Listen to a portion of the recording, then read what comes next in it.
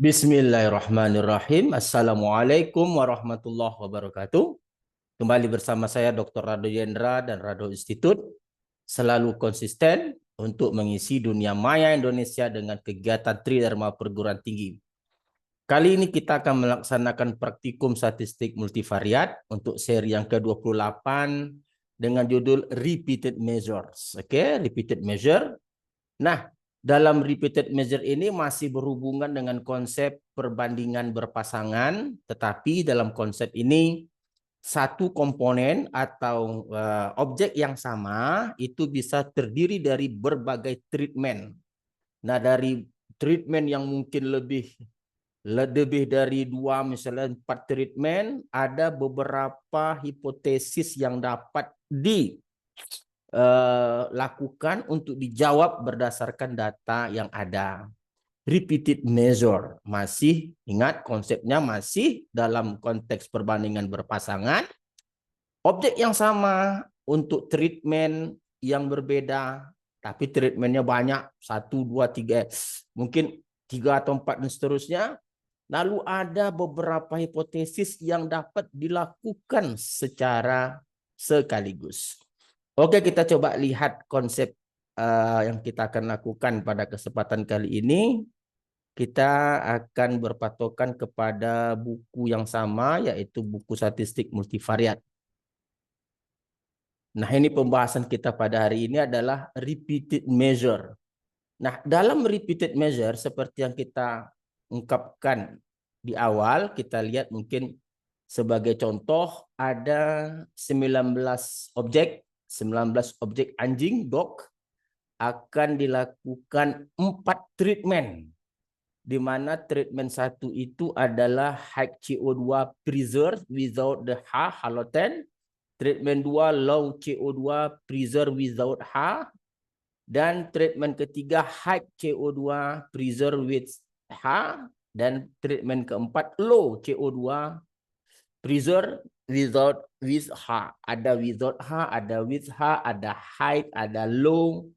Nah, ini yang kita akan lakukan. Kita akan melakukan 3 hipotesis sekaligus. Di mana hipotesis pertama katanya adalah pengaruh halotan, baik dia ada atau tidak ada halotannya. H tadi. Jadi kalau kita lihat yang ada halotan, yang tanpa halotan, treatment 1 without halotan, treatment 2 without halotan, dan treatment 3 with halotan, dan treatment 4 with halotan. Jadi kalau begitu, ujian berpasangan yang akan dilakukan adalah kita menggunakan persamaan nu3 tambah nu4. Ingat nu3 nu4 tadi dengan halotan dan dikurangkan dengan H yang tanpa halotan dan tanpa halotan nu1 dan nu2.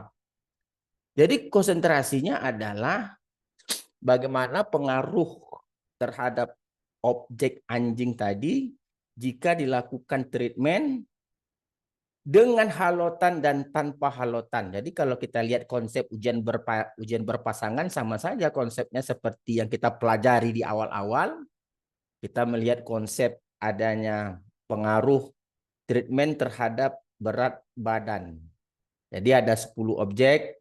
Pertama dilakukan sebelum treatment, lalu dilakukan setelah treatment. Sama aja dengan ini. Ini konsep 19 objek anjing tadi akan diuji pengaruhnya dengan H dan tanpa H. Nah, itu hipotesis pertama. Hipotesis kedua, kita akan melihat tekanannya. High CO2 dan low CO2. Jadi high itu ada pada treatment 1 dan treatment 3. Low itu ada treatment 2 dan treatment 4. Oleh sebab itu hipotesisnya adalah nu1 tambah nu3 dikurang dengan nu2, nu4. Kita tahu nu1, nu3 adalah high CO2. Dan nu2, nu4 low CO2. Jadi hipotesis pertama ada dan tidaknya halogen. Hipotesis kedua adalah tinggi dan rendahnya CO2. Nah, untuk yang ketiga, nah ini yang ketiga nih mempersembahkan pengaruh halogen on CO2 pressure.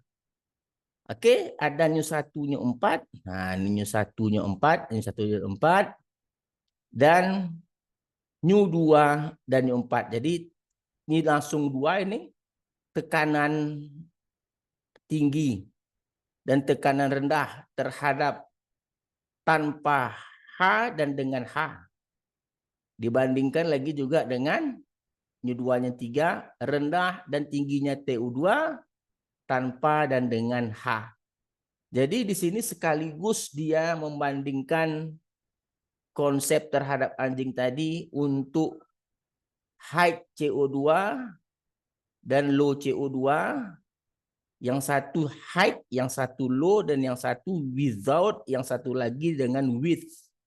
Dibandingkan dengan sama saja low dan high, without dan with. Wah, jadi ini ada ada 3 hipotesis yang akan dijawab sekaligus. Nah, langkah pertama adalah menghasilkan matrik C, matrik kontras. Kontras matrik. Apa isi matrik kontras? Koefisien dari masing-masing hipotesis tadi. Misal, new 3, new 4, kurang new 1, new 2. Maka new 1-nya ini minus, new 2 ini minus 1, new 1 minus 1, new 3 1, new 4 1. Jadi matriknya adalah minus 1, yang baris pertama minus 1, minus 1, 1, dan 1. Sedangkan untuk hipotesis kedua, new 1-nya positif 1, new 3-nya positif 1, yang negatif 1 adalah new 2 dan new 4. Jadi kalau Anda lihat pada baris kedua, 1 minus 1, 1 minus 1. Itu adalah koefisien dari hipotesis tadi. Lalu yang ketiga, yang positif tentu adalah new 1, new 4. Positif 1. Dan new 2, new 3 negatif 1. Maka Anda lihat pada baris ketiga matrik kontras 1 minus 1 minus 1 dan 1. Nah, itu adalah matrik kontras. Cara mendapatkannya, lihat hipotesis, lalu ambil koefisiennya. Lalu dapatkan matrik rata-rata setiap kolom, setiap treatment. Dapatkan matrik varians covarians dari data. Lalu kalikan matriks kontras dengan matriks rata-rata, kalikan matrik kontras dengan matrik varians covarians dan transpose matrik C kontras, lalu dapatkan nilai Hostelling. Nah, ini Hostellingnya berbeda. Hostellingnya adalah N dikali C X garis transpose dikali dengan inverse dari C kali S kali C transpose dikali dengan C X garis, lalu bandingkan dengan host T hitungnya. T hitung adalah N kurang 1, Q kurang 1, Q ini banyak treatment, dibagi dengan N kurang 1, Q tambah 1 dikali kuantil F untuk alfa tertentu, derajat kebebasan 1, Q kurang 1, derajat kebebasan kedua, N kurang Q tambah 1. Tolak hipotesis 0 kalau ini Hostelling besar daripada T hitungnya. Nah, kita tolak. Kalau kita tolak H0, artinya apa? Masing-masing perbandingan berpasangan tadi itu tidak sama. Artinya tidak sama antara treatment. Kalau untuk hipotesis 1 kan dapat kita artikan kalau kita tolak 0, tidak sama treatment antara adanya halogen dan tidak adanya halogen. Kalau yang treatment kedua tentu dapat kita artikan tidak sama pengaruhnya antara pressure, high pressure, dan low pressure. Kalau kita tolak antara hipotesis 0. Nah, setelah itu kita juga dapat menghasilkan batas kepercayaan. Nah, batas kepercayaan tentu ada batas atas, batas bawah. Tergantung kepada hipotesis. Nah, kalau yang treatment 1 tentu adalah rata-rata kolom, rata-rata treatment 3 tambah rata-rata treatment 4 kurang rata-rata treatment 1 tambah rata-rata treatment 2 kali akar.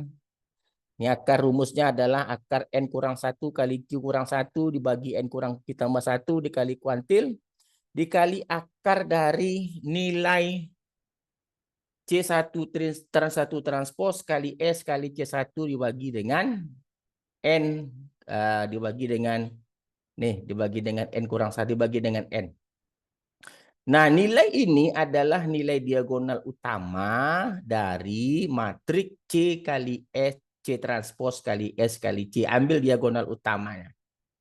Batas atas tentu tambah, batas bawah kurang. Karena sini adalah plus minus. Oke. Nah, ini semua kalau dikerjakan manual akan menghabiskan waktu. Nah, kita akan cobakan R kita untuk menjawab hal ini dengan menggunakan data tabel 62 sleeping dog, anjing tidur, data anjing tidur. Treatment 1, 2, 3, dan 4. Oke, coba kita lihat data di R kita. Kita buka data R. Oke, kita buka R kita. Nah, ini R kita tadi. Jadi pertama kita ambil data kita. Data kita sebut RM, repeated measure. Edit, kita run line selection. Data kita ini telah kita simpan di Excel, namanya repeated measure, kita open. Jadi kalau mau lihat data kita RM. Caps lock RM. Nah, ini data kita. Data ada 4 treatment, treatment 1, treatment 2, treatment 3, treatment 4, ini doc 1 sampai doc 19. Nah, karena kita hanya memerlukan data treatment, data doc atau komponen atau objek tidak kita perlukan, kita hilangkan kolom 1 dengan cara memberi nama RM1. Oke, RM1. Jadi data kita sekarang RM1. Nah, data kita sudah hanya berupa treatment saja. Setelah treatment, kita dapatkan matrik kontras. Ini matrik kontras C. Ingat isinya tadi adalah koefisien matrik. Tergantung kepada hipotesis yang diberikan. Jadi C itu matriks komponennya -1, -1, 1, 1, 1, -1, 1, -1, dan 1, -1, -1, 1, jumlah kolom 4 by row true. Jadi kita run, kita tengok lagi. Matrik kontras kita, ini C. Nah, ini matrik kontras kita. Sama seperti di buku kita. Lalu kita hasilkan DN panjang data, cukup ambil yang kolom ke-1 saja. Lalu jumlah variabel 4 pasangan Q dimensi 2. Kita lihat N 19 seharusnya. Oke, betul. Q seharusnya 4. Oke, selesai. Lalu setelah NQ dapat, barulah kita dapatkan tadi adalah rata-rata setiap kolom, setiap treatment, MN, colmeans. Ingat, selalu kita gunakan colmeans, MN. Nah, ini rata-rata variabel 1 atau treatment 1, rata-rata treatment 2, dan seterusnya. Nah, kita rubah bentuk MN ini menjadi bentuk format matrik dengan cara menggunakan S matrik MN. Oke, MN kita rubah ke dalam bentuk format matriks MN kita. Nah, ini MN kita. Jadi MN kita adalah matrik 4 kali 1. Matrik 4 kali 1, 4 baris 1 kolom. Setelah itu ingat konsepnya adalah kalikan matrik kontras dengan matrik MN. Lalu dapatkan matrik varians kovarians. Lalu dapatkan hasil kali matrik kontras dikali varian dikali dengan transpose matrik kontras. Lalu kita dapatkan T hosteling. Ini T hosteling N kali transpose dari matrik rata-rata dikali matrik kontras dikali dengan inverse dari matrik kontras kali varians kali matrik transpose kontras dikalikan dengan matrik rata-rata dikali matrik kontras. Ini nilai hitungnya N kurang 1 dikali Q kurang 1 dibagi dengan N kurang Q tambah 1 dikali kuantil. Nah, kuantil berkali-kali kita ingatkan kalau di buku tadi alfa, kalau di R adalah 1 kurang alfa. Derajat kebebasan 1, derajat kebebasan 2. Oke, kita jalankan semuanya. Kita coba kita lihat jalankan, kita run. Nah, nih, udah jalan semua. Lalu kalau kita lihat T hosteling, RM hit, ini T hosteling hit 116, T hitungnya NK 10. Karena besar lagi T Hostelling pada NK, maka kita putuskan tolaklah hipotesis 0. Nah, kan mudah kalau menggunakan R. Oke, ingat ini MNC tadi matrik rata-rata dikali kontras. Ini FR adalah matrik varian kovarian. Ini adalah matrik kontras dikali matrik varian kovarian dikali transpos matrik kontras. Ini dia rumusnya. Lalu T hitung N dikali dengan transpos matrik M rata-rata dikali kontras dikali inverse dari matrik kontras dikali matrik varian kovarian dikali transpos kontras kali dengan matrik rata-rata dikali kontras. Oke, dapat, selesai. Nah, yang kedua kita ingin mendapatkan nilai masing-masing interval dari setiap variabel. Oke, setiap batas bawah satu, bukan kita ingin mencarikan apa interval dari hipotesis yang diberikan. Maka kita memerlukan rata-rata treatment 1 saja, rata-rata treatment 2, rata-rata treatment 3, rata-rata treatment 4, karena di rumus tadi ada X1 garis, X2 garis, dan seterusnya. Nah, batas bawah untuk hipotesis 1 kita tahu tadi rata-rata kolom ketiga atau treatment 3 tambah rata-rata treatment keempat dikurang dengan rata-rata treatment 1 tambah rata-rata treatment 2 dikurang akar dari hitung nih, akar ini dikali dengan nilai diagonal dari matrik kontras dikali varians dikali transpos matrik kontras, ambil diagonal utamanya untuk yang pertama. Sudut paling kiri, paling kiri. Kalau batas atasnya pakai tambah, ininya bedanya. Oke. Sedangkan batas bawah untuk hipotesis kedua adalah rata-rata treatment 1 tambah rata-rata treatment 2 kurang rata-rata treatment 2 tambah rata-rata treatment 4 kurang SGRT NK. Ini kita udah hitung. Dikali dengan akar dari diagonal utama matriks kontras dikali matrik varian kovarian dikali dengan transpos matrik kontras, ambil yang kedua. Oke. Kalau batas atas tentu menggunakan tambah. Nah, untuk yang interval hipotesis ketiga, rata-rata treatment 1 tambah rata-rata treatment 2 dikurang dengan rata-rata treatment 2 tambah rata-rata treatment 3 kurang akar dari NK ditambah dengan akar dari nilai diagonal utama. Nah, ambil yang ketiga, paling sudut kanan. Kalau batas atas tinggal tambah saja. Lalu kita run ini semua, kita run. Kita mau lihat batas atas bawah pertama, B bawah batas bawah untuk hipotesis pertama 135. Batas atas treatment pertama 282. Batas bawah untuk hipotesis kedua. Batas atas untuk hipotesis kedua. Oke. Batas bawah untuk hipotesis ketiga. Dan batas atas untuk hipotesis ketiga.